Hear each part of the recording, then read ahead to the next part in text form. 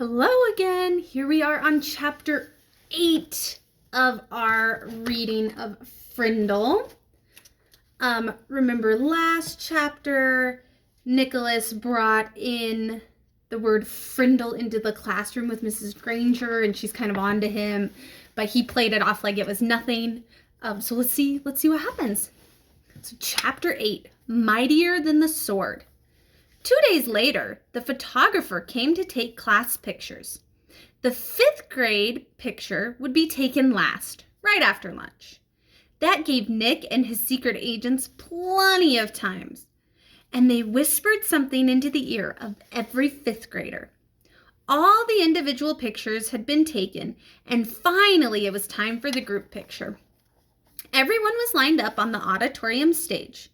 Everyone's hair looked great, and everyone was smiling. But when the photographer said, "Say cheese," no one did. Instead, every kid said, "Frindle," and they held up one for the camera to see. The photographer was out of film, so that shot was the only 5th grade group picture he took. 6 of the 5th grade teachers were not pleased, and Mrs. Granger was furious. No one had really wanted to make the teachers mad. It was just fun. It also got all the kids in school talking about the new word. And when people pick up a new word, they say it all the time. The kids at Lincoln Elementary School liked Nick's new word a lot, but not Mrs. Granger. The day after the class picture, she made an announcement to each of her classes, and she posted a notice on the main bulletin board by the office. Anyone who is heard using the word Frindle instead of the word pen will stay after school and write this sentence 100 times. I am writing this punishment with a pen. But that just made everyone want to use Nick's new word even more. Staying after school with the lone Granger became a badge of honor. There were kids in her classroom every day after school. It went on like that for a couple of weeks.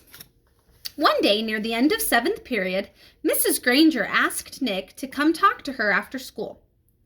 "This is not detention, Nicholas. I just want to talk." Nick was excited. It was kind of like a conference during a war.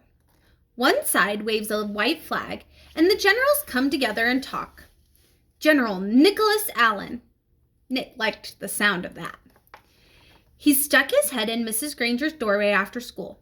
"You wanted to talk to me?" "Yes, Nicholas. Please come in and sit down." When he was settled, she looked at him and said, "Don't you think this Frindle business has gone far enough? It's just a disruption to school, don't you think?"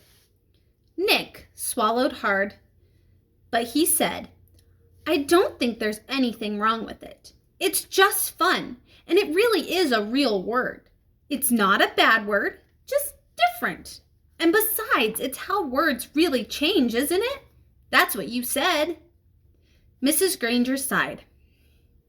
"It is how a word could be made up brand new, I suppose. But the word pen?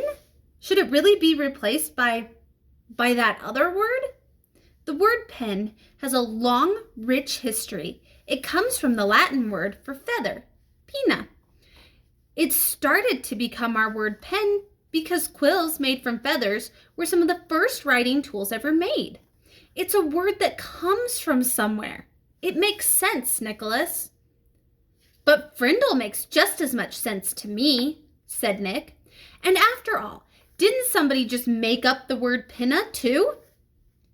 That got a spark from Mrs. Granger's eyes, but all she said was, "Then you are not going to stop this?" And Nick looked right in her eyes and said, "Well, a bunch of my friends and I took an oath about using the word, and we have to keep our promise. And besides, I don't think there's anything wrong with it. I like my word." Nick tried to look brave, like a good general should. "Very well, then. I thought it would end up this way." Mrs. Granger pulled a fat white envelope from her desk drawer and held it up. This is a letter I have written to you, Nicholas." Nick held out his hand, thinking she was going to give it to him, but she didn't. "I'm not going to send it to you until all this is over. I want you to sign your name and put today's date across the back of the envelope. When you read it, whenever that may be, you will know it is the same letter and that I have not made any changes to it."